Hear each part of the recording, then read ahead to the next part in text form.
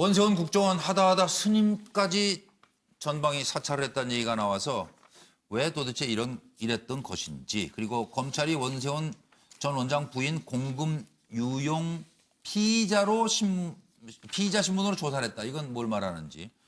이건 뭐 한 서너 번만 얘기하시고 그다음 또 참여하시고 그렇게 하시는 것도 괜찮을 것 같습니다. 상황은 이렇습니다. 전직 국정원장 부부가 사는 법이라고 이제 되어버리는 것 같아요. 부부가. 스님까지 사찰하고 국정원 자금은 내 돈처럼 갖다 쓰고 명진 스님에 대해서 MB 정권 도덕 철학이 부재하다 이렇게 얘기를 하셨기 때문인지 종북 좌파가 요소를 설파하고 있다. 이런 사람 아웃.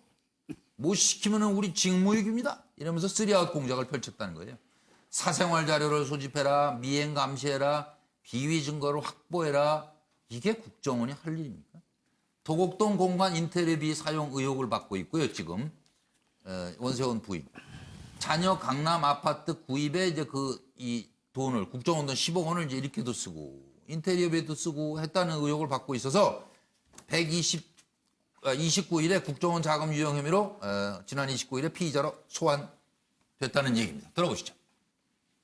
제가 이명박 시대 그 강남 한복판에서 공문서. 이명박 정권에 대해서 날솜 비판했지 않습니까? 네네네. 예, 근데 그때 저를 사찰을 했겠어요, 안 했겠어요? 안 했으면은 원세훈이 직무유기를 한 거라고 생각을 합니다. 근데 사찰을 한 내용이 아마 일정한 부분은 뭐 확인이 된 걸로 알고 있습니다. 국정원 적폐청산 TF에서 이제 봉은사 퇴출에 국정원이 개입을 했다. 네. 뭐 자세한 내용은 아니지만은 네. 저를 사찰했다는 그런 근거들이 정황들이 있는 걸로 저는 얘기를 들었어요. 물론 저뿐만 아니라 김종희 씨하고 그분도 사찰을 당해서 거의 자살까지 생각할 정도로 모든 사업도 망하고 그러면서 엄청난 피해를 봤거든요. 네네. 종교인이라고 해서 특별할 것도 없다고 생각합니다. 그러나 왜 국가의 공공기관이고 또 정보기관이 민간인을 사찰하냐는 거죠.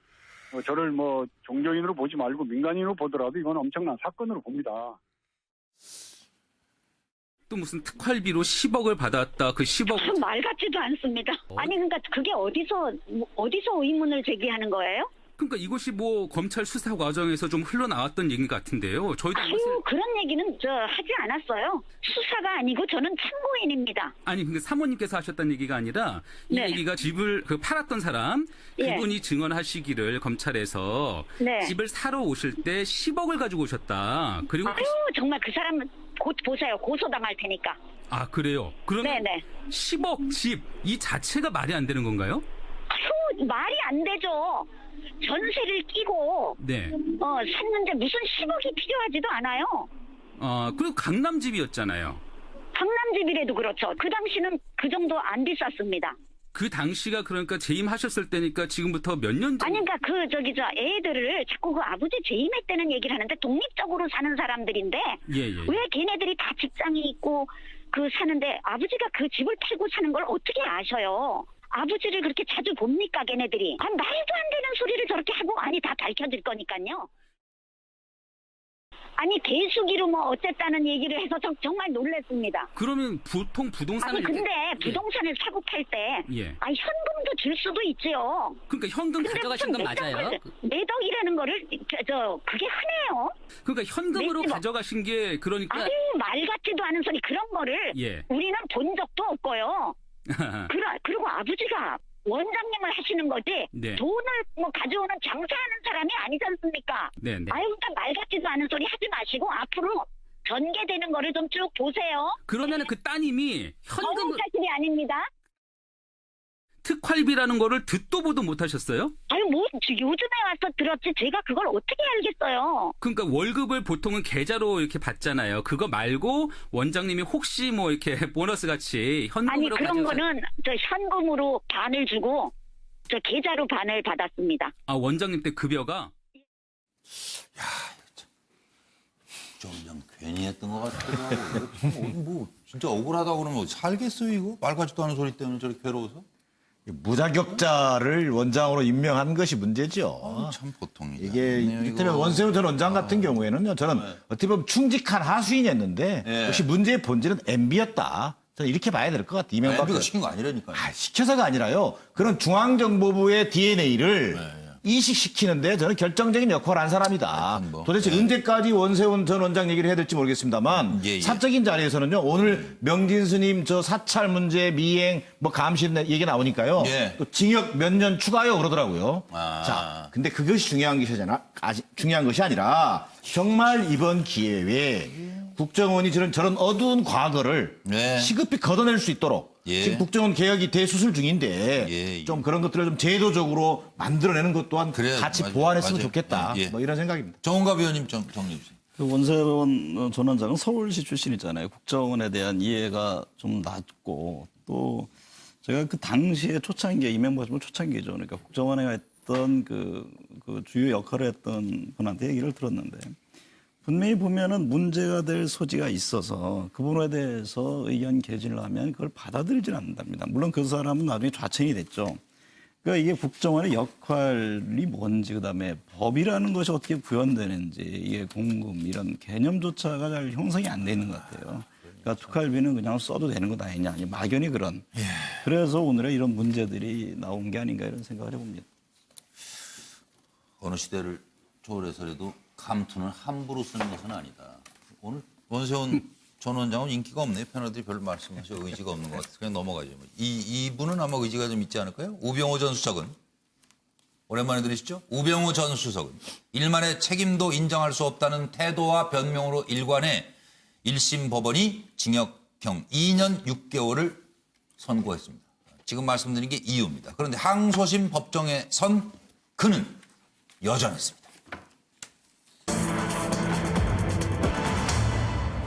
2심 재판에서도 최순실을 모른답니다.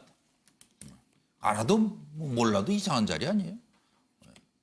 최순실 몰랐다고 강변하고 있는 우병우. 민정수석인데 민정수석이 최순실을 알았다면 아니면 몰랐다면 이걸 어떻게 여러분 생각하시는지요? 민정수석 당시에 최순실이라는 존재는 몰랐다. 그리고 최순실 박근혜 관계도 인식 못했다. 그리고 최순실이 대통령 매개로 재단 출연금 납부 사실을 인지하지 못했다. 최순실을 인지 못했는데 어떻게 감찰을 하나? 그리고 박근혜 대통령 감찰 지시받은 사실도 없다. 그러나 근무한 것은 맞죠? 근무한 것은 민정수석으로. 직권남용 혐의 관련해서 문체부 공무원들에 대한 좌천성 인사조처 등 1심에서 무죄 판결 부분 직권남용 혐의 성립된다. 유죄 판단 내려야 한다. 이게 검찰도 좀 맞서고 있어요 또. 그래서 이제 2심 다음 달 열리는데 공판 결과가 또 궁금해집니다. 과연 어떻게 될지. 이건 뭐 짧게 하시고 싶은 분 자유롭게 하세요. 전기현 의원? 그러니까 만약 몰랐다면 직무유기가 될 테고 알았다면 범죄의 연관성에 우병우 전 수석이 이제 직접 개입이 됐을 것인데 저는 국민들이 잘 알고 있다고 봅니다.